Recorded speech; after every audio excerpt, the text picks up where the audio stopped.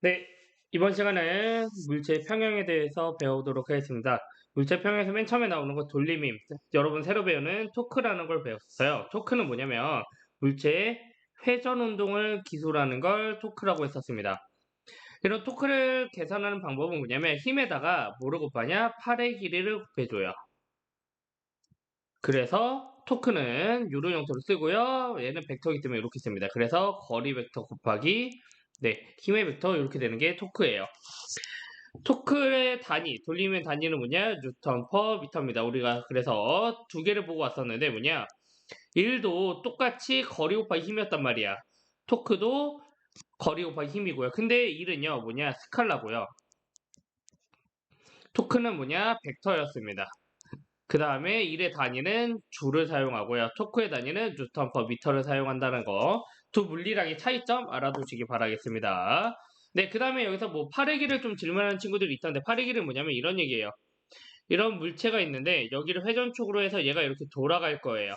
우리의 힘을 여기를 줬다라고 가정하면 팔의 길이는 간단하게 이야기하면 뭐냐?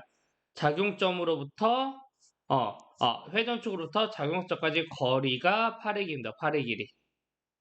이렇게 생각하시면 될 것 같아요. 네, 뒤에서 문제 있으니까 또 보고 넘어가도록 합시다. 네, 돌림힘은 근데 벡터기 때문에 뭐냐? 팔의 길이와 방향과의 관계가 되게 중요한데요. 그래서 뭐냐? 세터가 0도일 때는 팔의 길이가 이런 형태로 만들어져요. 각도가 평행하니까 각도가 0도잖아. 그때는 회전 운동하지 않습니다. 그래서 돌림힘 0이에요. 그 다음에 90도로 작용할 때는 우리가 여기를 중심으로 이렇게 회전하기 때문에 똑같이 작용합니다. 하지만 우리가 비스듬하게 작용할 때는요. 이 팔의 길이와 각도가 필요한데 팔의 길이를 연장시켜서 이렇게 만드시면 돼요. 그때 만들어진 얘가 세타입니다. 여기서 평행한 성분은 회전 운동하는데 필요하지 않아요. 뭐만 이동되느냐? 수직인 성분만 이용됩니다. 그래서 토크는 실제로 계산하면 우리가 팔의 길이 곱하기 힘의 크기인데 어느 힘의 크기냐? 팔의 길이를 이루는 수직인 각만 사용하겠다 이겁니다.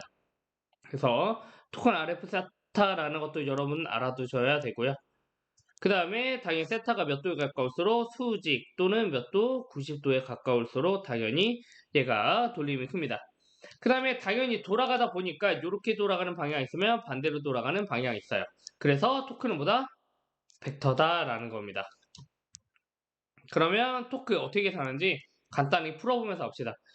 회전초로부터 0.5m 떨어진 곳에 20m 힘이 작용하고 있어요. 그러면 팔의 길이와 힘의 크기를 봤을 때 수직이네요.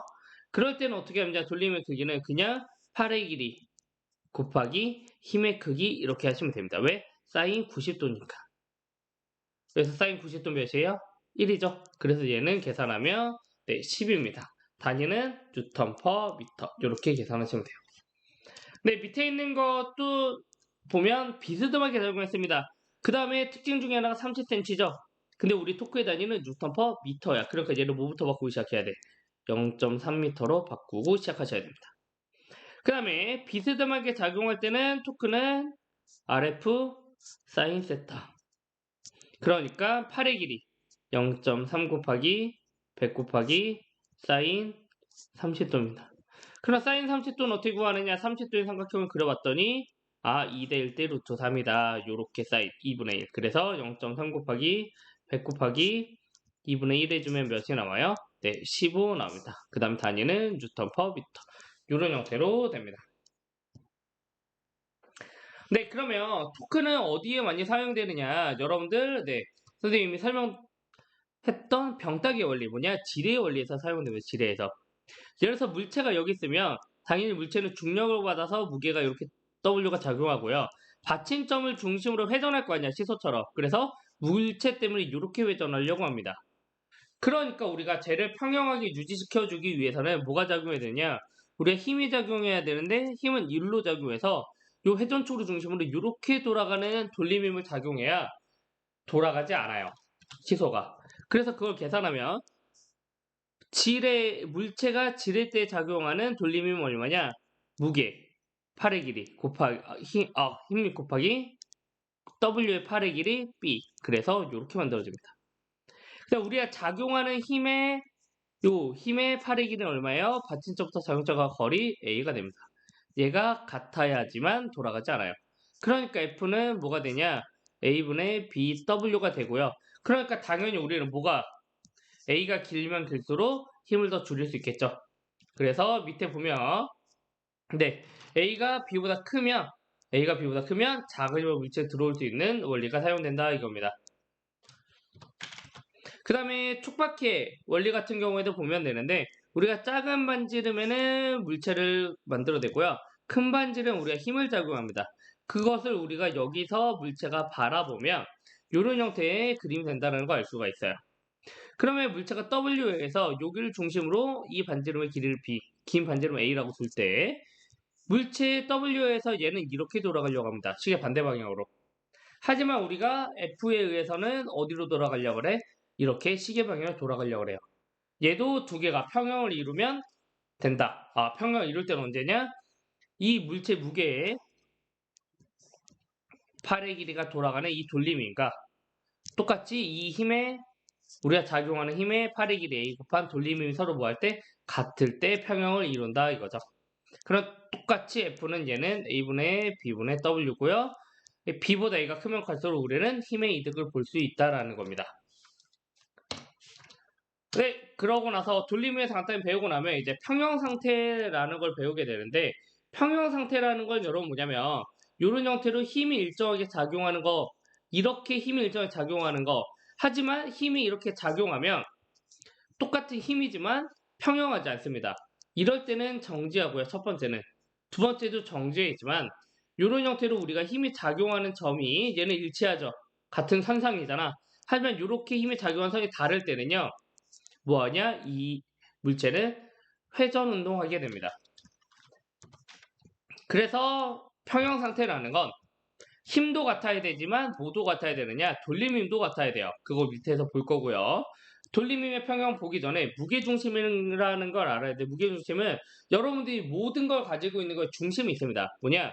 전체 무게가 한 점에 작용하도록 하는 여기지는 점이에요. 제가 아마 핸드폰으로 아마 예시를 보여드렸을 겁니다. 무게중심 찾는 방법은 뭐냐면 물체에 평형을 이룬 다른 두 선을 찾아요. 예를 들어서 물체가 이렇다라고 하면 이 평형을 이루는 하나의 선을 찾습니다. 그 다음 얘의 평형을 이루는 하나의 선을 찾아요. 그랬을 때 만나는 점이 뭐가 되느냐? 무게중심이 됩니다. 이 무게중심이 되고 얘의 특징은 이 선을 지나는 어떤 선도요? 평형하게 만들어져요. 그래서 뭐냐면 무게중심 찾는 방법은 서로 다른 세 지점 실에 매달았을 때 실의 연장선이 만나는 점을 찾으시면 됩니다. 그리고 여러분들한테 아마 대부분 이거보다는 균일한 무게 이런 형태가 나올 거예요. 그래서 무게중심 찾는 거 정도 간단하게만 알고 계시면 됩니다. 그러면 넘어가서 우리 평형 상태 오늘 배울 건 이거죠. 평형 상태는 뭐냐면 물체의 운동사의 변화 없이 가만히 정지해 있어야지만 평형 상태라고 이야기해요. 그러면 그 정지해 있는 상태가 되려면 첫 번째 우리가 물리 1에서 배운 것처럼 힘의 평형 상태가 만들어져야 됩니다. 모든 힘을 다 더했더니 뭐가 되더라? 0이 되더라 라는 거죠. 그래서 알짜임이 0이 되어야 된다 이겁니다. 하지만 이제 물리 2에서 우리가 회전 운동까지 배우기 때문에 물체가 평형 상태에 있으려면 힘의 평형도 이뤄야 되지만 돌림힘 평형도 일어나야 돼요. 무슨 얘기냐면 힘도 다 더해서 0 되듯이 돌림힘도 다 하나하나 더했을 때 알짜 토크가 몇이어야 되냐? 0이어야지만 이 물체는 정지해 있다라고 이야기합니다. 그래서 우리 철수와 영희의 요 식 한번 봐봅시다. 그래서 돌림평을 볼 건데 첫 번째 F철수 F형의 막대 무게중심에 작용 중력을 찾아내래요. 지금 보면 철사형의 길이가 3m고 무게가 30N. 무슨 얘기냐? 막대가 무게가 있습니다. 이런 거 놓치지 말고. 그 다음에 무게가 600N인 물체. 이 물의 무게가 600N이다. 라고 나와 있고요. 그 다음에 얘는 물체는 2m, 1m 떨어져 있다랍니다. 그러면 밑에 내려와서 1, 2, 3, 4 풀어보자. F철수 F형이 막대 무게중심에 작용한 중력, 물체 작용 중력 화살표 표시해라. 당연히 물체는 600N은 여기서 작용할 겁니다. 어디로? 1로. 그 다음에 F철수는 당연히 물체를 들어올리기 위해서 위로 들어야 될 거예요. F형이도 당연히 물체를 들어올리기 위해서 우리가 힘을 0으로 줘야 여기도 힘을 위로 줘야 될 거예요. 그러면 막대에 근데 보면 무게가 있습니다. 여러분 문제를 잘 읽다 보면 막대 무게가 있는 경우가 있고 없는 경우가 있는데, 네, 얘는 막대 무게가 있어요. 보통은 균일한 막대가 여러분 나올 거예요. 균일한 막대. 아마 여러분들이 이제 대학교로 가시면 균일하지 않은 막대도 배우게 될 거예요. 일단 물리투에서는 균일한 막대를 배우는데, 균일한 경우에는 무게중심을 간단하게 생각하시면 돼요. 이 물든 물체의 어디를 찾아? 중간을 찾으시면 걔가 물체의 무게입니다. 무게중심입니다. 그러니까 30N이 어디로 작용해? 아래로 이렇게 작용한다라는 걸 할 수가 있어요. 그 다음에 두 번째, 힘의 평형 조건은 식을 이용해서 식으로 나타내라. 위쪽을 플러스로 돌아. 친절하게 여기서는 방향을 알려주네요. 안 알려주면 여러분이 만드시면 돼요. 네, 그러면 그때 힘의 평형식 쓰면 F철수는 당연히 양수, 30N은 마이너스, 600N은 마이너스, 그 다음에 F0는 네, 플러스. 얘가 0이 됩니다. 요거 왼쪽으로 좀 옮겨서 쓰겠습니다, 선생님이. 어차피 좀 이따가 해야 되니까. 네. 그 다음에 문제에서 돌림 평형 조건을 이용해서 식으로 표현하랍니다. 그 다음에 철수가 막대를 드는 손을 회전축으로 하고 시계 방향 반대 방향 플러스 시계 방향 마이너스라고 두래요. 그러면 보자. 우리가 여기서 시계 방향 반대 방향을 플러스라고 두고요. 시계 방향을 마이너스라고 둔대요. 그 다음에 회전축을 어디로? 여기로. 그러면 우리 천천히 해봅시다. F철수의 토크니까 8의 길이를 계산해보자. 근데 보았더니 회전축과 장조이 똑같아. 그러니까 8의 길이 몇이야? 0이죠. 그 다음에 30N의 8의 길이 보자. 8의 길이는 회전축으로부터 작용쪽까지의 거리. 그러니까 중간 지점이니까 몇 미터야? 1.5m가 될 거다. 그리고 CD께 반대 방향으로 돌아가는 형태니까 마이너스일 겁니다. 그 다음에 600N의 8의 길이는 얼마예요? 600N은 회전축부터 거리 2m. 그 다음에 시계 방향 마이너스.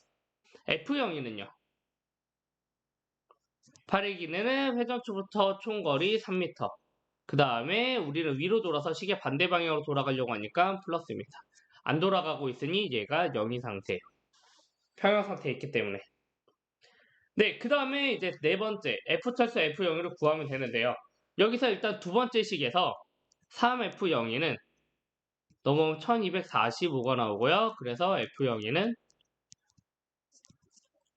415N이 나와요. 그러면 얘를 다시 위쪽 식에다가 여기다 대입하면 F철수는 얼마 나오냐? F철수는 215N 나옵니다. 그래서 이런 형태로 계산할 수 있다는 거. 네, 여러분 천천히 연습해보기 바라겠습니다.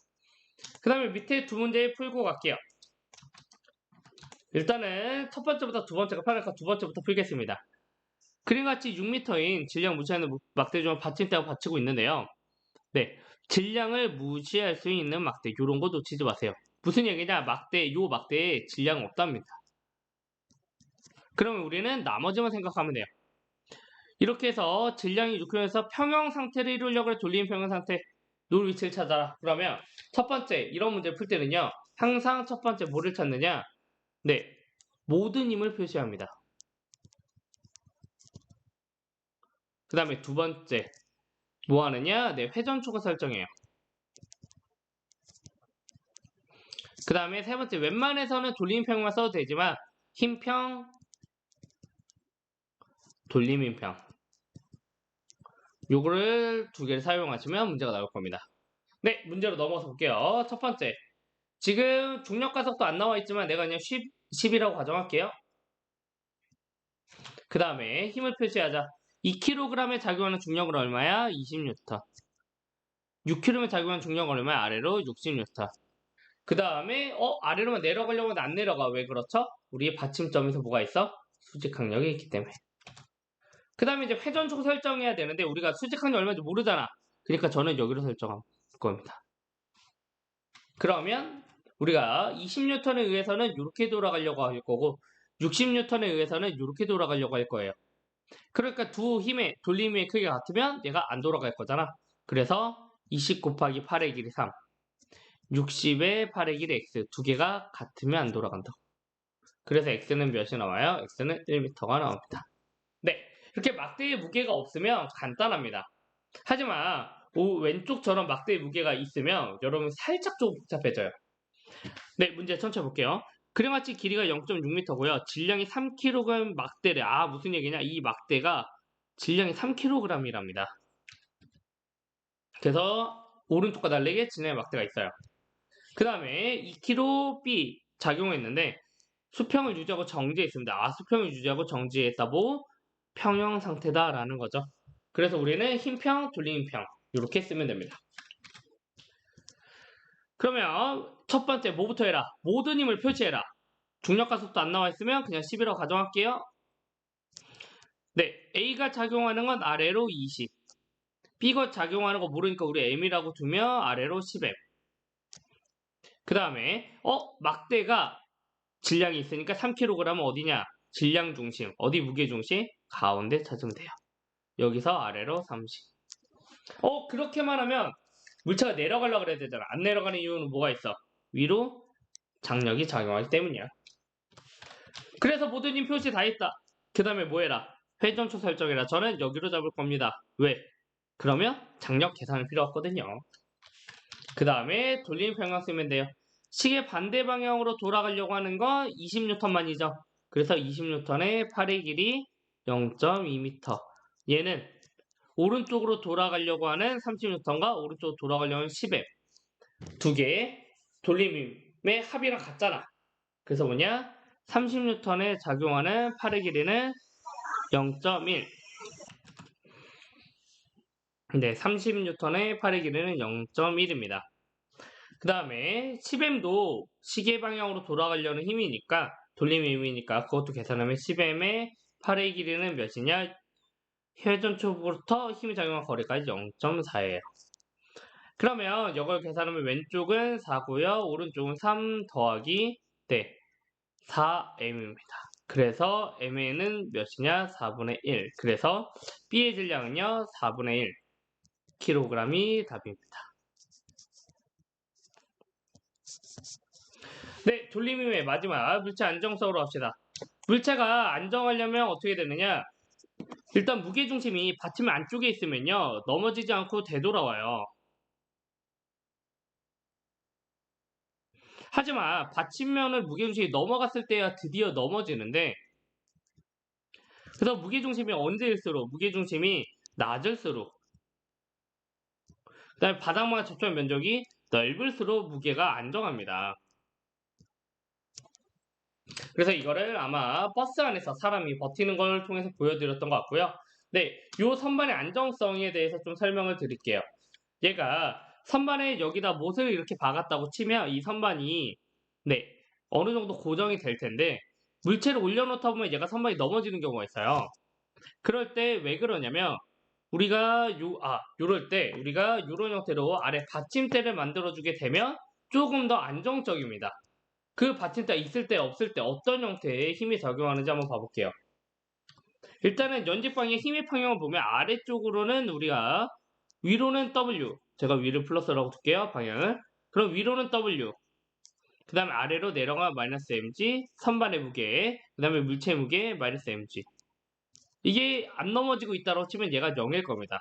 그래서 못이 얘를 들이 올려야 되는 힘의 크기는 어느 정도냐면 선반과 물체를 전부 다 들어 올려야 돼요. 근데 선반이 그러면 물체를 위로만 들어 올리느냐? 아닙니다. 뭐냐? 선반이 돌아가지 않기 위해서 예를 들어서 선반이 무게가 힘이 약하면 여기를 통해서 얘가 이런 형태로 돌아가 버려요. 그 못이 그럼 어떤 힘이 필요하냐면 여러분 조금 찾기 어려운 힘인데 안쪽으로 들이미는 힘이 못이 작용해야 됩니다. 왜 그러냐면 여기 선반을 회전축으로 보고서 여기 돌아갈 지점 회전축으로 보고서 돌림 평형을 써보면 돼요. 제가 이렇게 돌아가려는 걸 플러스 시계 반대 방향 플러스 시계 방향 마이너스로 두겠습니다. 돌림 평형을 써보면 F에 작용하는 8의 기는 C고요. 이때 부호는 플러스입니다. W의 8의 기호는 C인데 실제로 얘네들의 8의 길이와 힘의 크기가 방향이 어때? 같죠? 그럴 때는 돌림이 몇이다? 0이다. 그러니까 얘는 0입니다. 그 다음에 mg가 선반이 작용하는 팔의 길이는 a. 하지만 시계 방향으로 돌아가려고 하니까 마이너스. 물체의 팔의 길이는 얼마? b. 돌아가려고 하는 건 시계 방향과 마이너스. 얘가 0이 돼야 안 돌아가고 있는 겁니다. 그래서 못이 물체를 안쪽으로 들이미는 힘의 크기는 어느 정도 되냐? 이 정도가 만들어져요. 하지만 우리가 받침대를 있을 때는 우리가 도움을 얻습니다. 그래서 밑에다가 이런 형태의 받침대를 설치했다고 칠게요. 그럼 받침대가 이 선반을 이런 형태로 F'의 형태로 들어 올릴 거고요. 우리가 얘는 두 개로 나눠서 수평 방향의 힘과 수직 방향의 힘으로 나눌 거예요. 하지만 수평 방향의 힘은 여러분들 수업에 열심히 들었다면 필요 없다는 걸 알게 될 겁니다. 그러면 천천히 해볼게요. 연직 방향의 힘의 평형을 보면 아까 봤을 때는 W는 위, 마이너스 mg 아래, 마이너스 3.mg 아래. 하지만 우리가 뭐가 생겼어? 위쪽으로 F' 사인 세타만큼의 힘을 얻고 있습니다. 받침대에 의해서.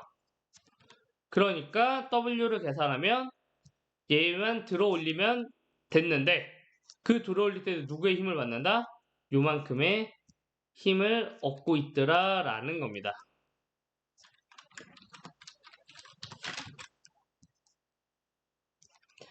근데 돌림힘에서도 못이 안쪽으로 들이미는 힘도요 좀 도움을 얻는데 어느 정도 도움을 얻냐면 똑같이 여기를 회전 쪽으로 돌림평을 써보면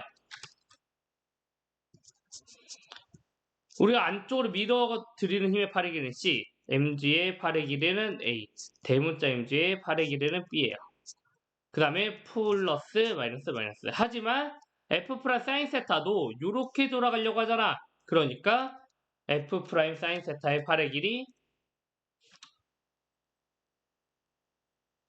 D만큼 뭐하냐? 우리가 도움을 얻습니다. 그래서 얘가 0이 되고요. 그때 F를 구하면 C분의 mga 더하기 mgb 만큼 힘을 줘야 되는데 이만큼 우리가 도움을 얻는다 이 말입니다. 그래서 더 안정적이다 이거죠. 네, 그러면 우리가 오른쪽에 있는 거 3개 풀어보고 네, 돌림평을 끝내보도록 합시다. 다음 그림같이 물체가 불안정해서 이 불안정을 돌보면 넘어지잖아요. 넘어지기 쉬운 이유가 뭐냐면 받침면이 움직이기 때문에 그 다음에 돌림평을 이루기 때문에 힘의 평을 이루지 않기 때문에 지뢰율에 작용되지 않기 때문에 중력의 돌림이 작용하기 때문에 라고 이야기하면 얘가 넘어지기 쉬운 이유는 받침면이 변하기보다 중력에 의해서 무게중심을 보면 이렇게 작용하잖아요. 받침면은 여기잖아요. 움직이기보다는 얘가 작용하기 때문에 이 상태에서 넘어지는 겁니다. 그래서 받침 움직이기 때문에 살짝 움직이긴 하지만 그렇게 크지 않고요. 돌림이 평형 이루기 때문에 평형 이루지 않기 때문에 돌아가는 거죠. 얘도 움직이지 않습니다. 실제로 힘의 평형 이루지 않기 때문에 힘의 평형은 이루고 있어요. 얘가 작용하고 위로 뭐가 작용하고 수직 항력이 작용하고 그러면 요거를 위주로 보시면 될 것 같아요. 아래로 중력이 작용하고 실제로 위로 수직 항력이 작용하고 그래서 힘의 평형을 이루고 있습니다. 그 다음에 지뢰의 원리가 적용되지 않기 때문에 지뢰 원리는 네, 팔의 길이에 따라서 돌아가는 거죠. 네, 그 얘기가 아니고 중력에 의해서 요 받침점으로부터 팔의 길이가 이룰 때 이렇게 돌아가는 돌림힘이 생기기 때문입니다.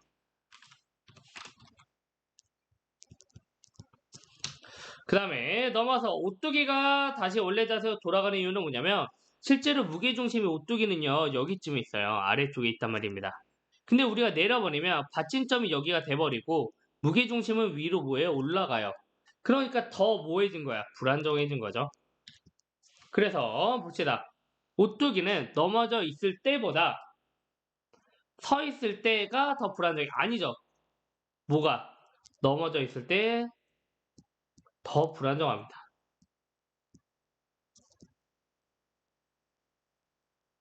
그 다음에 오뚜기가 넘어지면 무게중심이 서 있을 때보다 더 높이 위치하게 돼. 보면 무게중심 원래 여기인데 넘어지면 위로 올라가잖아요. 그러니까 철수가 맞습니다. 그 다음에 오뚜기가 넘어지면 중력에 의한 돌림힘으로 다시 원래 자세로 돌아가 라고 물어봤는데 보면 중력이 아래로 작용하고요. 팔의 길이가 이때는 뭐냐면 팔의 길이가 이게 팔의 길이입니다.